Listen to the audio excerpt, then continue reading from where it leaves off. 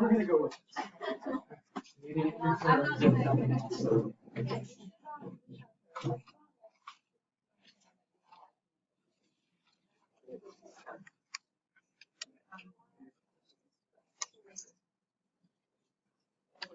We did.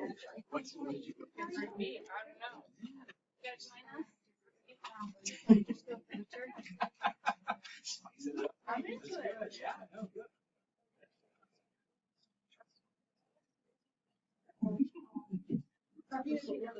Oh, yeah.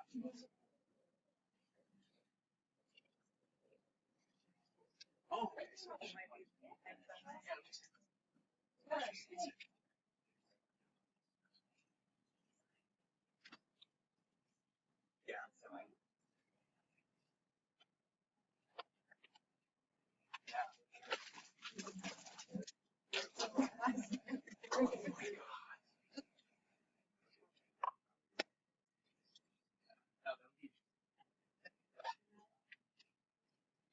I am ready. Okay, great.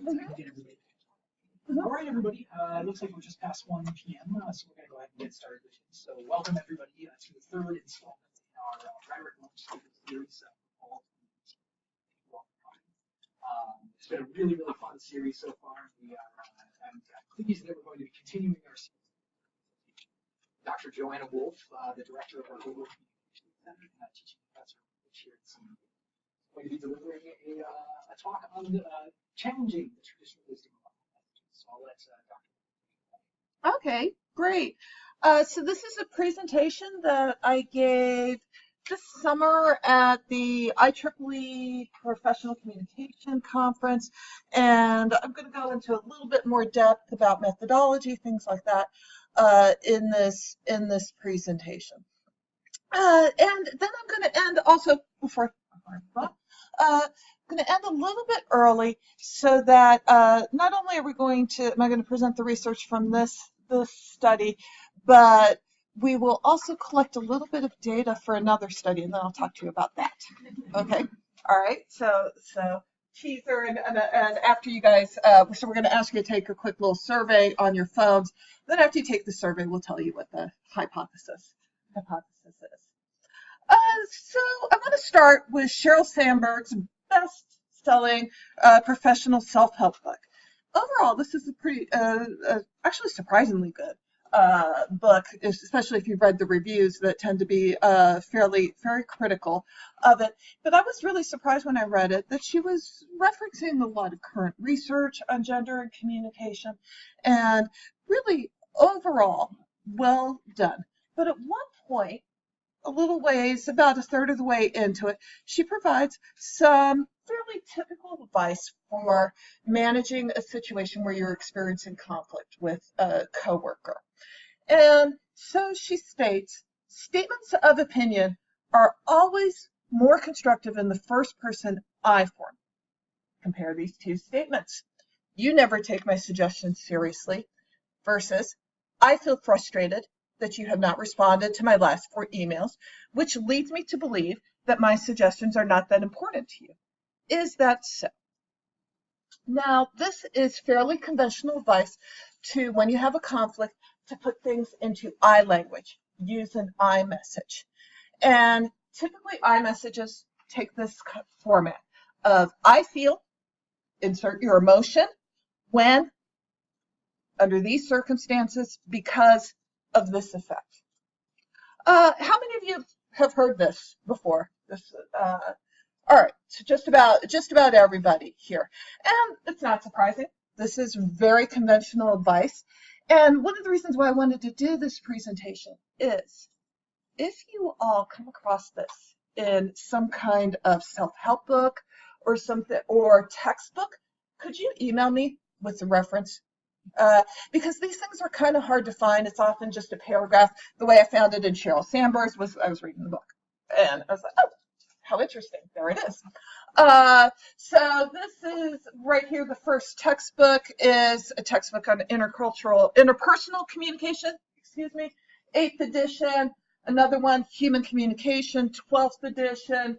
Another one, Skilled Interpersonal Communication, 6th edition. And I picked these things that have multiple editions because I haven't yet gone back and double checked with the 1st edition, but I suspect that they have been in there since the beginning, for a very long time. Last one's a self-help book. I found this cited in Journal of Business Communication, professional communication journals, journals for engineers. And so this is fairly conventional advice. Plus, if you go into various range of, you search for this on the web, you'll find lots of this kind of research or advice. So I went and said, well, where does this advice come from? Because it also appears in all these business contexts. Those handbooks on interpersonal conflict, interpersonal communication are typically used in a business curriculum. Now, as far as I can tell, this advice originated in the 1960s from the work of Thomas Gordon, who was a psychologist, and he was working on parent-child conflicts, conflicts that are grounded in family situations. And so in family situations, part of the rationale for really phrasing things in terms of emotions is because, all right, so let me take a pause here. I'm a mother of 2 teenage daughters right now, so some of that comes out. Okay, because children are these little egocentric beasts that you have to communicate, you have to socialize to become a full human being. So with my 15-year-old right now, we spend a lot of time, when you make last-minute requests on me, this causes me a lot of stress. I want you to go to whatever extracurricular opportunity, but you know what? When I saw I had an evening planned, I opened a bottle of wine, and now I'm put in this conflict because I feel like a shitty mom because I've had this glass of wine and now I have to make this decision, choice between, driving you, in conditions where I may not be ideal, or saying you can't go for the wrong reasons, where if you had told me 2 hours ago, I wouldn't be in this situation. So we do a lot of these sort of feeling things where I want my children to understand the situations they are putting me under, and I also want to help them identify their own emotions. The reason you're so upset is, because you waited till the last minute, and this is causing lots of stress. So this advice that originated in this family situation has been really unproblematically applied in business situations, in professional situations. And so I looked for what research has there been done on this. Surprisingly little. I've been able to find 5 studies. Most of these studies have focused on giving people surveys and evaluating the results, and most of them have focused on romantic or relationship conflicts, such as the one you see under here, where Lucy, I understand that you are very tired after work, but I feel it is unfair that I have to do all the cleaning by myself, and I think that you should help with the cleaning. So most of this has been done, so this is clearly a home situation where one should assume that people would care about your feelings, which I think is a problematic assumption in the workplace. It could come across as somewhat self-absorbed to assume that your coworkers care that much about your feelings. So these studies have focused on these family conflicts, and they have also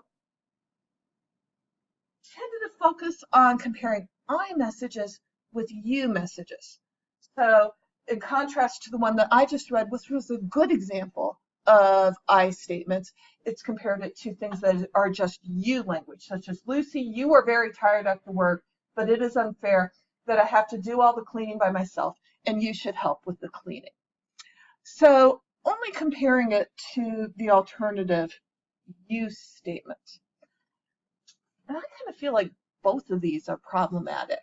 So yes, this study right here found that the I language one is better than the you language one. The one on top is better than the one on bottom.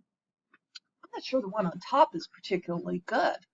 it still might cause someone to feel a little bit defensive about things. And so I have wanted to see if there's a better alternative. Now, to be fair, I didn't come across this. This research question came to my attention after I started doing some interviews with female engineers. And the reason that I have focused on female engineers is because I have been interested in figuring out how do you complain about things without having backlash on the person who's complaining. This has originated from my interest in gender in engineering communication, where in an early research study, I found that women had lots of reasons to complain about things that were going on in their engineering classrooms. But complaining is a very gendered space. So, because if I asked you, complain, criticize, bitch, kvetch, these are gendered words, and it's gendered. And if I were to ask you, you guys might not want to. I'm not going to ask it because I put you in an awkward place. But if I said, what gender is stereotyped as complaining more? Yeah. Okay. Thank you, Maggie. Yeah. A lot of times people don't want. They think it. They don't want to say it. But yeah, absolutely. It's a gendered space. So if you are in a very masculine, male-dominated setting, and you want to complain, and you are female, how do you do it in a way that doesn't draw attention to your gender, that doesn't get you branded as an emotional, critical female? So to find out how to complain, and sometimes when I see people and I tell them about our research, I'm like, yeah, I study complaining. I'm an expert on this. The few times that I've been interviewed by popular media, it's always been on complaining and how to complain. But this is really my research question. How do you do it in a way that doesn't have negative consequences for the speaker? So to find this is a multi-part study where we interviewed, and I'm going to focus on the 23 female engineers. We've interviewed male engineers as well, and then professors, both female, male, in engineering. And we tried to oversample for any minorities that we could find and that we could get to agree to an interview in here. And we used these discourse completion interviews. So we gave participants scenarios and asked them, how would you respond? What would you say? What exactly would you say? Why would you say it that way and not that way? So the first scenario, these are the scenarios that I'm gonna focus on. One is from a student interview. The student says she was on a 3-person team. This guy who's very smart, and this guy took the important parts of the project for himself and divided the work up without asking. And so the student has been left out of the project. And when she asks her teammate, he says, don't worry about it. We just did it without you. Don't worry about it. And she's kind of like, well, this is a little problematic. You did the lab without me. How does someone respond to this without coming across as a whiner, a complainer, as difficult? The second one we call the alpha guy scenario. So the students group had 3 people. One of the guys is very alpha male. He kept saying, every time someone brought up an idea, he kept saying, we should do it this way. Every time she pointed out problems, he immediately dismissed her idea. How do you respond to this? We picked these scenarios because they were very common, we found among students, and they caused a lot of stress. These were scenarios that caused women to wonder, do I belong in this field? Should I continue? Is it really worth it? Is it worth the struggle? And that they did not have good strategies for dealing with. So we asked our participants about these. And one of our most common findings was avoid mentioning feelings. And this is what made me start to think about, because it became clear in these interviews, some of the things I was hearing was very contrary to that I statement, I message advice, where you start off by saying, I feel X because. Uh, and now it might not, it's 30% might not be a lot, except that we didn't prompt them with this. They came out, and so when I show you the quotes, they're very explicitly saying, don't do this. So here's one. You can't say, I feel excluded from the project. Who cares? Why does anybody care if you feel excluded? Feelings don't matter, especially in engineering. Facts matter. And even more when you get into the workplace. Facts matter, feelings don't matter. Another one said, how you feel isn't important. That's a female thing too. I feel hurt. I feel. They don't care. And it's putting you in a box you don't need to be put in. If you can keep it with thought processes and not feelings, like I feel left out, I don't think they know what to do with feelings. Well, what I've learned is to take the feelings out. I would have to prepare to take it to do it that way. I would go through what I was going to say and make sure that it wasn't in emotional terms, that wasn't an emotional mess. I think emotion makes you look a little weaker too. So it's one of the things I've learned. Be rational. Don't get emotional. Keep things not personal. It's hard to approach, and all of these are from different people. It's hard to approach somebody and say, you're making me feel this way.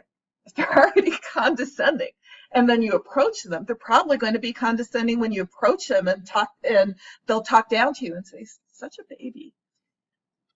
And so we heard this over and over again. Very explicit, very strong statements. Don't talk about feelings. It brands you as an emotional female. You're already in that box. Don't get out of it, or don't, try to get out of it. Moreover, we've also found that there has been some critique, and again, if anybody finds other research, I've just kind of scratched the surface here, but this pro-talk bias, sharing your feelings, talking things out, is actually a very Western perspective of things. And so in this study, these researchers, say that it's a pro-talk view, and sharing your emotions is not something that necessarily people, for instance, in Asian cultures would necessarily agree with. So that might be a very culturally biased sort of assumption that when we're having a conflict, we should even really be focusing on the talk, on the emotional aspects. Now, my research has been really focused on what we do as an alternative. And so I've developed, from these interviews, what I call a 3-part response. And something that I would also love from you guys is if you think of a better way to frame it, because as people pointed out, the traditional iMessage device is also 3-part. But I haven't had time to change it, so we're going with iMessages versus 3-part. And this 3-part response starts with a positive statement, followed with a shared goal that's not being met, and then a solution or procedure that will help people meet that shared goal. So I'll just share with you a few of the quotes from the people that we interviewed that led to this. So begin with the positive. One of the women we interviewed, female engineer, said, the compliments go a long way. That's even what I use when I give my appraisals to employees. I always start out with something good. This is probably one of my favorite quotes from all of our interviews. 10 years ago, I wouldn't have said this. And we really like these quotes where people talked about past self, present self. So 10 years ago, I wouldn't have said this. I would have said this is just shenanigans. Because, how often do people say shenanigans? But there's kind of a way to word things to a person and make them feel good.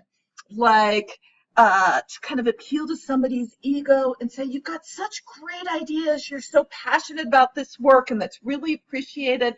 And by the way, sometimes I think maybe you're overlooking my thoughts. So 10 years ago, I would have been like, that's baloney. You should go in there and just tell somebody you're wrong. But really, you get more results by being positive with people.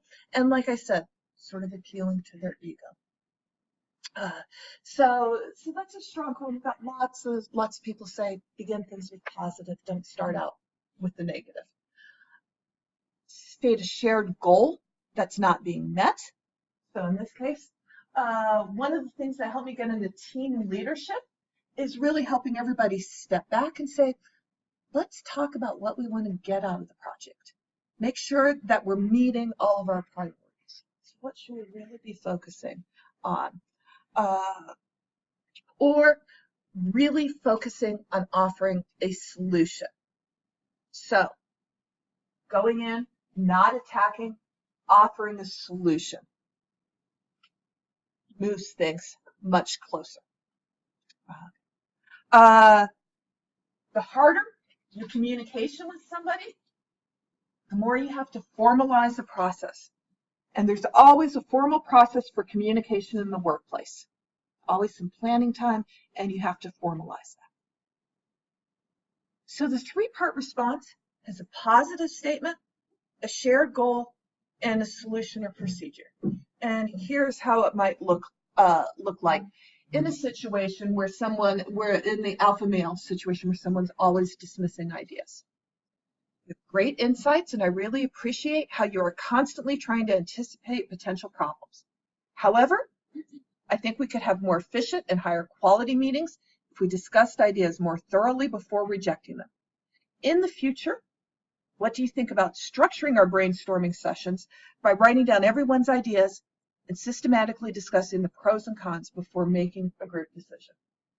So we have here starting with something positive, stating a shared goal. We all want higher quality, more efficient meetings, and suggesting a solution, structuring our brainstorming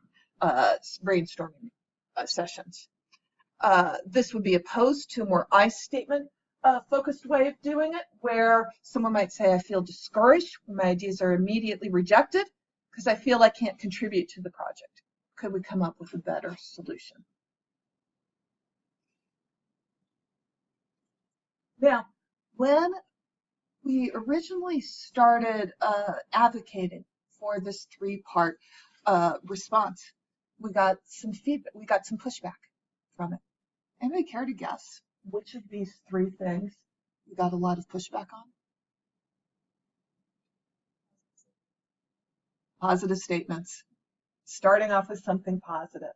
And then that quote that I shared with 10 years ago, I would have said, this is shenanigans, really kind of suggests why. A lot of times students are like, you've got to go in there, you've got to tell people that they're wrong, that they're behaving badly. And that was really something that we realized we needed to confront. And so to get some evidence, because we're like, well, we're getting this from interviews and stuff, but does it, and sometimes students would say, oh, that would work in the workplace. It wouldn't work in the school context. It wouldn't work in our context. It wouldn't, it's not applicable. So we're like, okay, well, let's find out. Maybe they're right. So we constructed a survey to test this. And we did this survey in engineering classes at this university. And we had a total, this university and two others, Tennessee Tech and University of Texas at Austin, which are three very different universities to kind of get a sense. And we had students looking at three scenarios. And we're testing a couple different things here. So the first scenario, dismissing ideas, I already showed you both the three-part statement and the I message statement. And that's a type of relational conflict. And then we also changed it for speaker gender here. And let me go ahead and pass these around. Okay. All right. So you can see some of our actual what we actually included on the surveys. So we had, and then for each one of these, to test for gender effects, we changed the names so that half of the people seeing this would seeing the one that you guys would see Jenna. Half of them saw the name as Jenna. The other half of them saw the name as John. And then for the one that I think you guys have as Keith, half of the people saw it as Keith, and the other half of the people saw it as Catherine. So that we randomized for the gender of the person to see if that made an effect. And then for every scenario, half of the people either saw iMessage version that you have on there or the 3-part version. All right, so these 3 different types of conflict. And then participants ranked the speaker in the conflict scenarios on various adjectives. And we have 3 different constructs here. So there's a bunch of adjectives, and you guys can see it. There's 8 total, I think, that are in the competence construct, or maybe it's 6 total. There's another set that's meant to generate whether or not the person is seen as likable, and then how angry they are. And participants got these adjectives in a random order. And then we also asked a couple of overall questions. How likely would you want to be on a team with this person? And then the one that we thought was really critical, phrasing it this way, how likely would this person be to get the response that they want, to get the action, to get the outcome that they want? So our hypotheses were that the 3-part response that we have would achieve better outcomes, better reactions, better perceptions than the iMessages. So that people would perceive these people as more competent, more likable, less angry, and that they would be more likely to get the desired outcome with our 3-part variation. We hypothesized that the 3-part response would make more of a difference for female rather than male speakers. And that was based on the female engineers saying women are already boxed into these, boxed as emotional, already stereotyped this way. We thought that male participants might perceive the iMessages more negatively than female participants because the female engineers had said, well, men don't like talking about emotion. They don't like that. So we had that as a hypothesis. And that Asian participants would be more negative towards iMessages than others because of the feelings language on it. So our results. Our primary hypothesis was upheld. So the 3-part messages led to more favorable speaker ratings than the iMessages.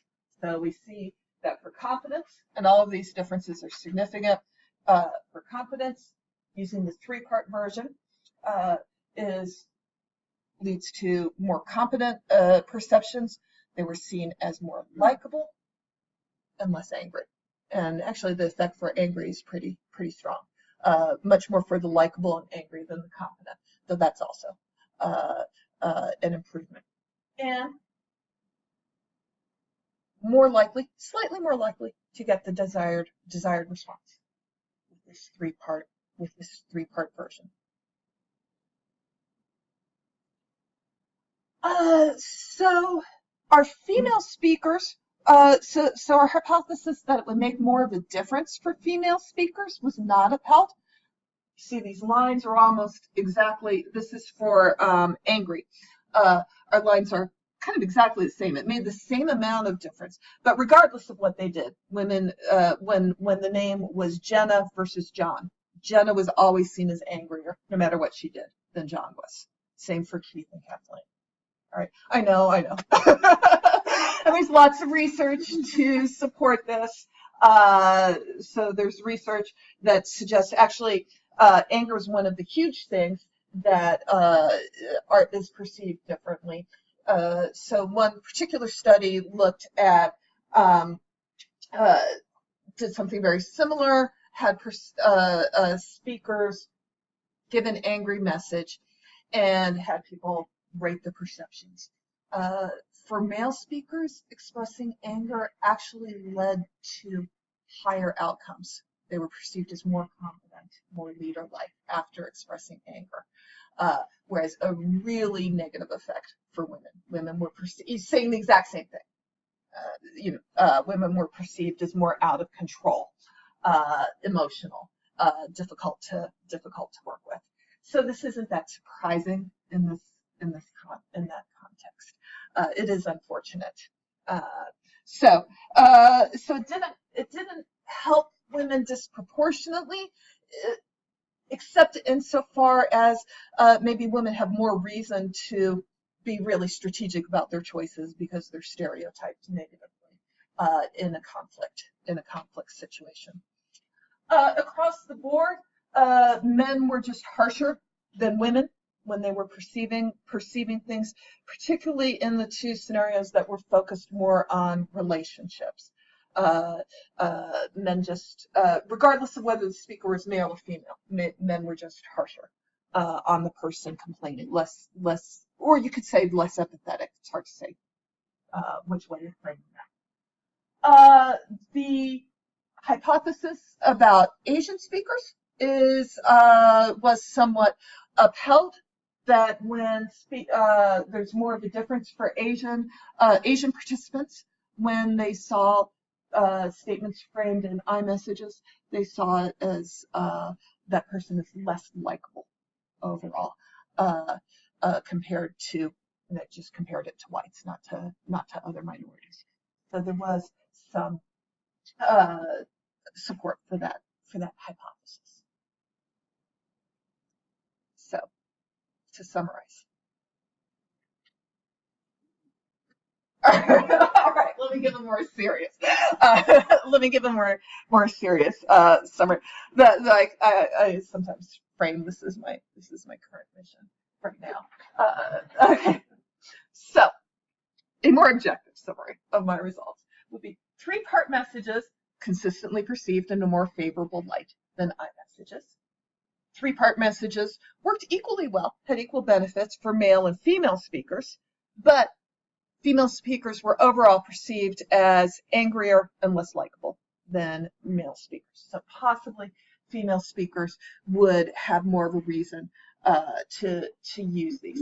And part of also the motivation behind this is because we see this iMessage advice in all these self-help books and all these content. And who reads self-help books? Come on. Okay, women I think are much more likely. Those things tend to be much, if you go and look at titles that are targeted to genders, you're going to see a lot more that are targeted at women. So I'm like, okay, women are much more likely to consume and try to implement the iMessage advice than I think men are, though, as you guys all showed, everybody knows about it. By this point, it's so ubiquitous. Men were less sympathetic to the person experiencing the conflict. One thing that I do want to emphasize is that these were all engineers, and some of my previous research has compared different groups across campus and found that male engineers are kind of different than everybody else. And male engineers are different from male non-engineers in being harsher on any kind of weakness, at least at the undergraduate level that I have been focusing on. And there is some evidence here that Asian speakers were harsher on iMessages. Let me open this up for questions, thoughts, reactions.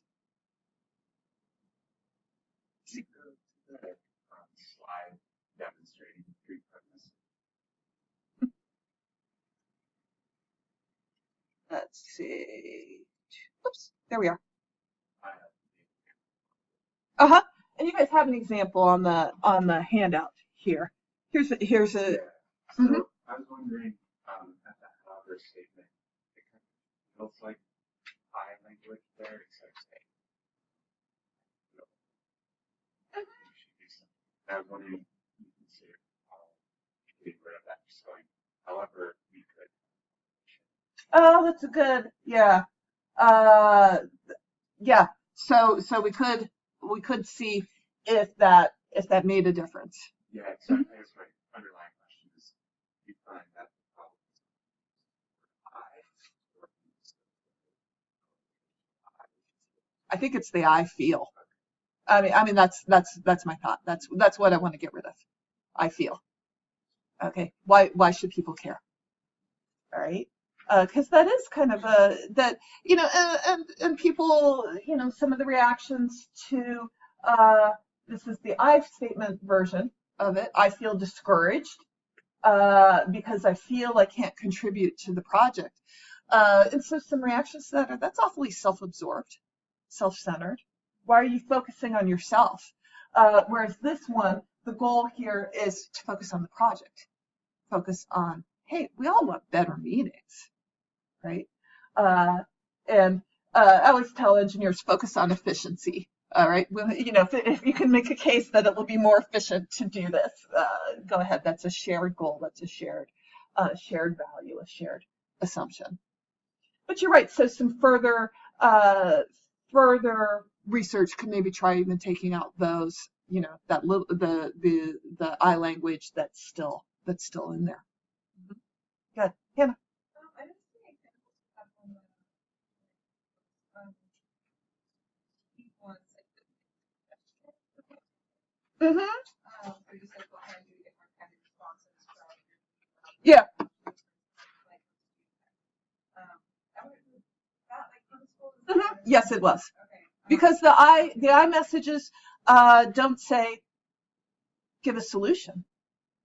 You know, I mean that typical advice says, you know, I feel X because this, you know. Okay, so the I messages, I guess, would say like, I feel like I can't contribute. Mm-hmm. Yeah. So this is the frequent way that iMessage advice is focused. I feel this emotion under this circumstances because of this, you know, and this effect that it's having on me. So focusing on that. So that advice typically in its prototypical format doesn't focus on a solution. Yeah, I was going to see it's like two different things. Like one big difference. I feel Yeah. but then also the solution. Yes, you're right. Mm-hmm. Mm-hmm. Yeah. So that is getting combined in there. Mm-hmm. So I actually, I Yeah. That's the example that Hannah this is the idea that both of the messages in the example are questions. Mm-hmm. They're more asking. Mm-hmm.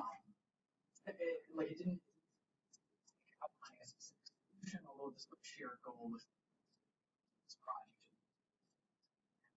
So I'm wondering to what extent this method is it also useful to, like from a rhetorical perspective, we think about positioning potential response, Mm-hmm. constructing these messages.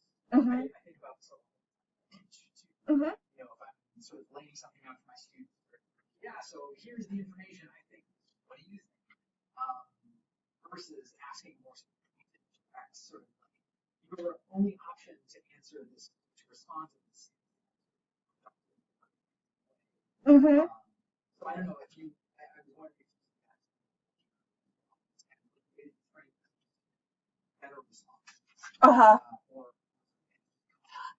Okay. All right. So the advice that we got that came across overall is to go ahead and frame a solution, give a proposal, not make it open-ended. What should we do? And that actually, and that's something I actually recognize. Part of the reason why I did this research is because I'm like, oh my God, I've done all these things wrong. You know, none of this is intuitive to me. You know, there's some people who have like grace and, you know, just charm and do this right intuitively. And, you know, if you guys have met me, you know that that's not me. You know, so I have to go the analytic route to figure out what's the right thing to say. But Yeah, so something, and I think that a lot of the female students who I've interviewed also have had the same thing. Like, oh, it feels somewhat arrogant to provide a solution or to suggest a solution or to say what you think we should do. And so there's an impulse to say, oh, let's, here I'm going to raise a problem. Let's all talk about it. And then the impression that leaves is you're a problem raiser. Whereas if you do this right, if you do this 3-part message right, you can kind of complain about something without ever saying there's a problem. You just have to say there's a better future. All right? We could have better meanings if we did this. And so to keep it really kind of future focused as opposed to past or present focused, I think is a key sort of rhetorical move that's getting made in here. Mm-hmm. Yes? What do you think platforms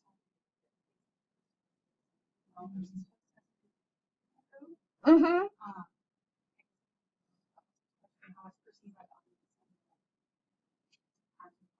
Uh-huh.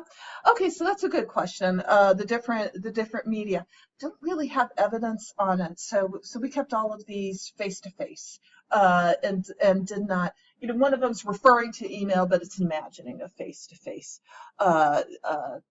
expression of it. It's something for future research. My hypothesis would be that it would work equally well, except for probably some things you shouldn't raise through, especially through text message. You're more likely to have a miscommunication. So in general, that would just follow generalized conflict device out there. If you have a real conflict with someone, you might not want to raise it in an electronic format.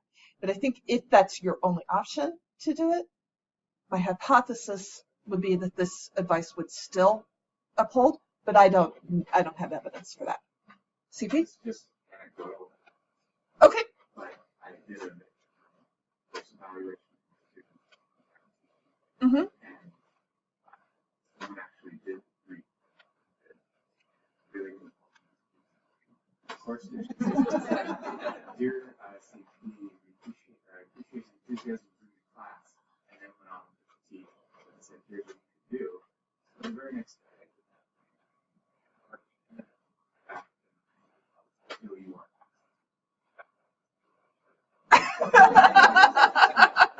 Uh-huh. Potential for it to work even in feedback situations or Mm-hmm. Okay, so that's a good example of a written communication situation where you felt motivated to do something. I'm thinking back to my last class, and I realized that I knew I do it the ideal thing, and I like my students in that situation. They're doing we're supposed to be figuring out what tasks and what to do, and I overheard members of the like raising their voices with some family members. Oh, good. Yeah, so they were like, "You're not doing the work. Like you keep saying you're going to do this task, but we didn't talk about it." And I had to go over there to try to mediate the situation. And I immediately sat down and said, "Okay, I'm noticing some tension. So and so, can you tell this person how you feel?" I feel frustrated because I don't believe that you care about this group. Right. And then I turned to the student and said, "How do you feel about what this person just said you are doing?" And they were like,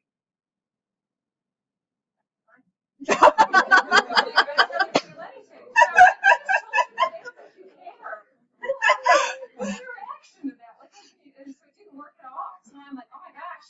Uh-huh. So one of the quotes I got from a female engineer is, telling someone who's acting like a jerk that they're being a jerk does not motivate them to change. Yeah. Yeah. Uh-huh.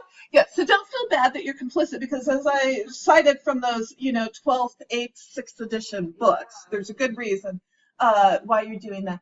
And probably the iMessage advice, the I feel thing is probably better than the accusatory you language they were using. But I think only marginally so, because what happens, especially when people are angry, they're like, oh, I'm not supposed to use you messages.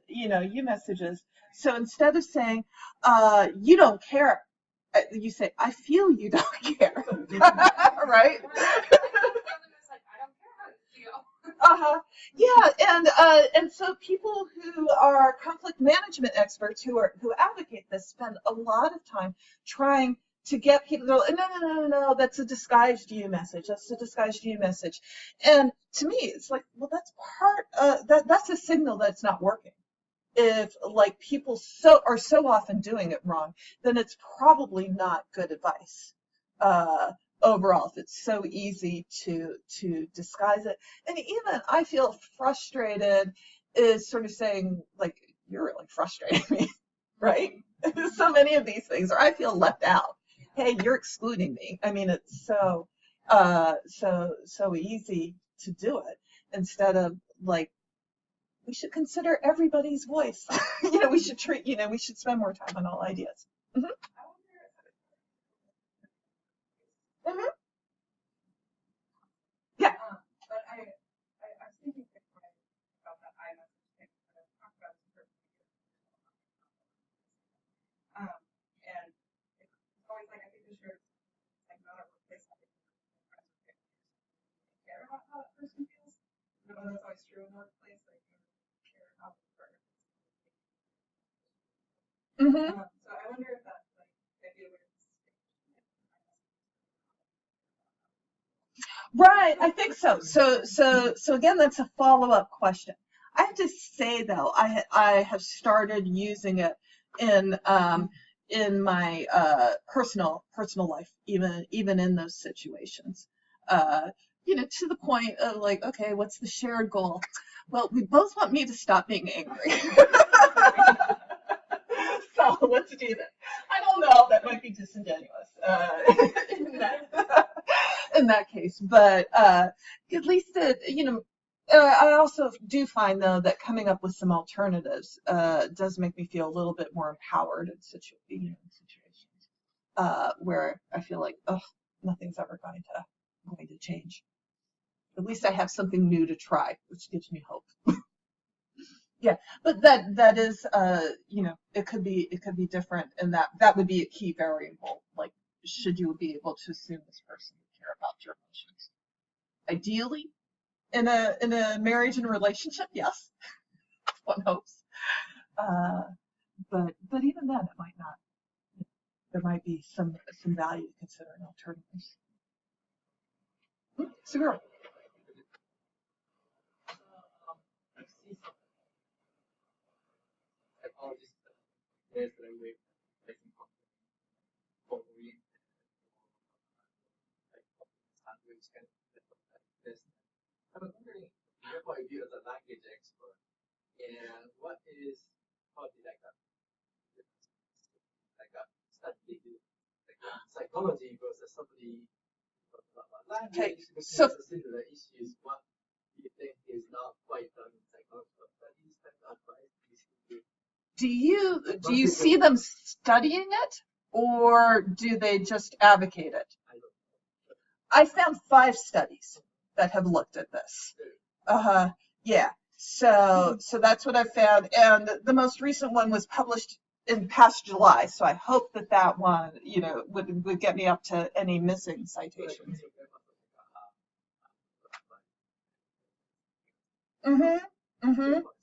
Yeah. So I started out with that. So I found 5 studies. Most of them have focused on romantic relationships, not in workplace situations. And then they just compare the I statement to the you statement, whereas the problem might be, and so I think that's better, but that doesn't mean we're done with the question, So this alternative I'm proposing seems to work better, at least in these contexts, than that advice. Yeah.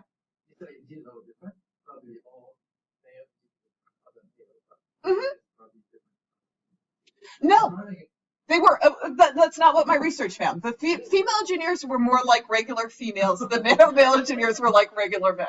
Okay.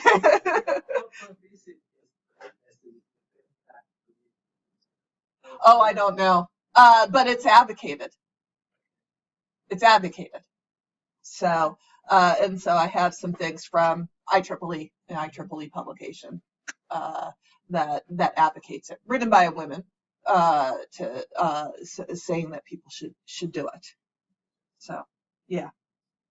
I don't have data overall how common it is, except that it's the go-to advice when people are having conflicts. And a lot of the female engineers that I interviewed sort of describe narratives of having overcome that advice. You know, oh, I used to do it, I don't do that anymore. It's more of a comment about like 3-part model and like that shared goal part really requires a little to discover what is our shared goal. Yeah. Kind of went through like, oh, it's it need not being in that example, but right. Also in the workplace, I could imagine how with the I statement, it's not even a shared goal. So I like the kind of intellectual effort that has to be this group. Right, and going along with the idea that that's inventional, when I don't say this when I present it, but typically when I'm explaining it to students or presenting this, I sort of give the topoi of what are some common shared goals. Higher quality, more efficiency, getting along could be a shared goal, learning, you know, there's a limited number that we have that can be kind of inserted in here. Let's transition to part 2. Can I get you guys to take the survey here? Before we do that, I just like to say great Dr. Wolf.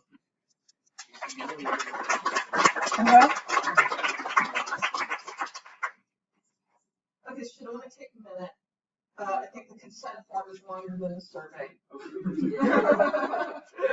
actually emailed the survey to everyone in the room right now. Oh, okay. Oh, so they don't need the hand. So you can do the handout. So that's just the consent. Oh, this is just the consent form.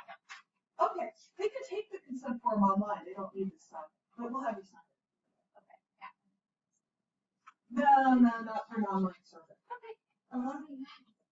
Okay.